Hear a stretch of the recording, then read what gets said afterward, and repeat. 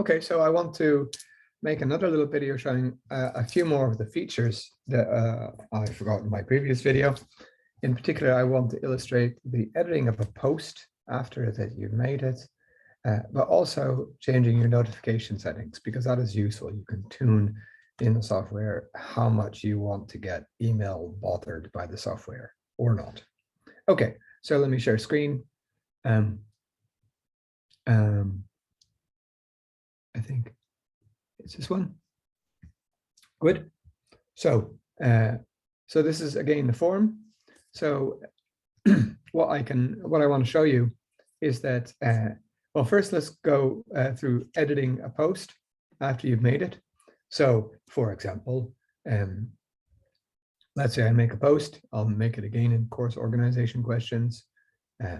New topic.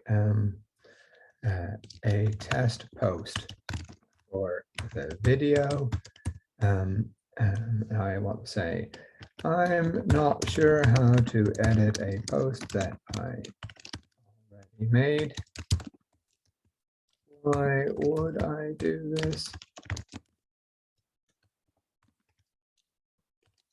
And how? Okay, we can just create this topic.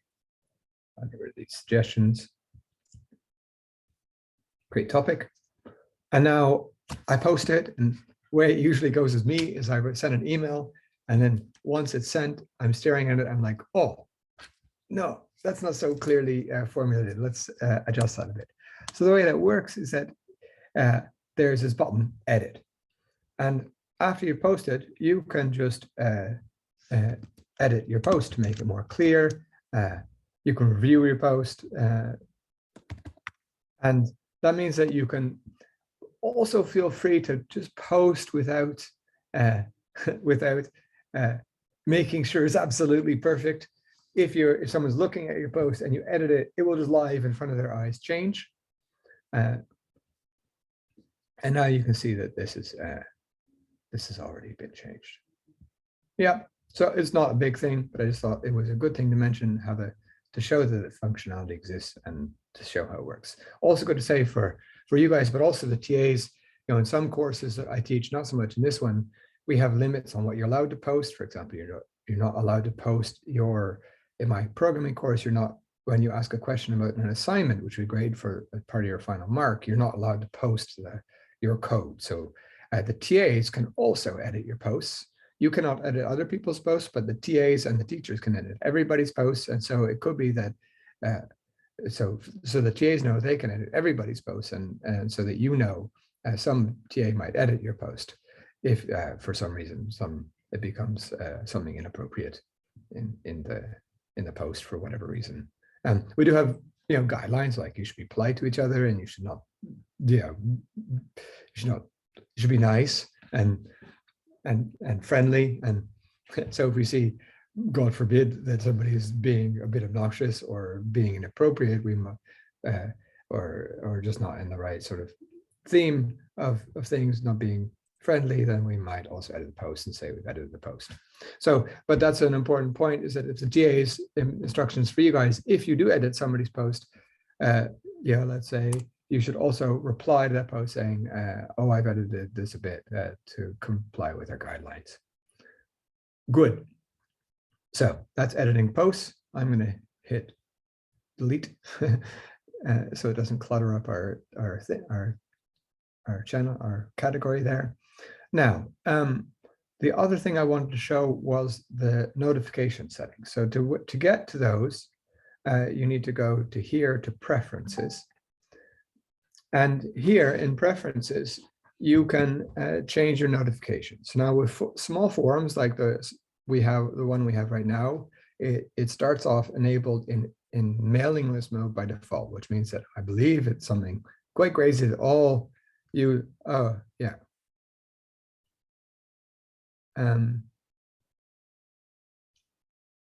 Okay, no, it's not in mailing list by default. So let's just go through this. So over here in your account preferences, you can see emails. You can change what the software does, what the form does when somebody posts. So for example, if somebody sends you a personal message, the default is that it will also send you an email notification. You can change here, for example, if somebody quotes or replies to my post or mentions me or invites me to a topic, you'll get an email in this setting, only if you're away. This is a nice one, the activity summary. If the forum detects that you're not active on the forum, but lots of stuff is going on in the forum, then it will send you. You can configure it to send you sort of updates of what's going on, and it does some that in some fairly smart way. You can enable mailing list mode. That's what I actually have on right now, just so that as the forum starts to get active, I can respond quickly. So what I usually do is I have this I live in browser tabs. I have Gmail, I have my Google Calendar, I have Teams, I have Mattermost, and then in my default set of browser tabs now, when I'm teaching a course, I'll have this forum open. But when we first get started, maybe not all of maybe when things are not going very fast and I'm not checking it so often, it's handy to enable mailing list mode, which will just basically send an email for every single post that is created. At the beginning, when there's only 1 or 2 posts a day, that's fine. It's nice for me to catch up. But then if the forum gets active, to give you a feeling, I had forums where there are like 150 posts a day, then you don't want to get an email for every single post. So then you can disable this later. So down here, you can also configure the notifications, where there's all sorts of things. You can have things notified. I presume this would pop-ups. I think it also puts something in the title bar of the tab. But you can also, for example, watch categories. Probably you guys will probably want to watch, pick the category of your project group as sort of a watched category, which probably can give you extra notifications. So I must say I haven't explored all the possibilities, even from a user perspective, of the software, but that gives you a bit of a feeling of what is possible.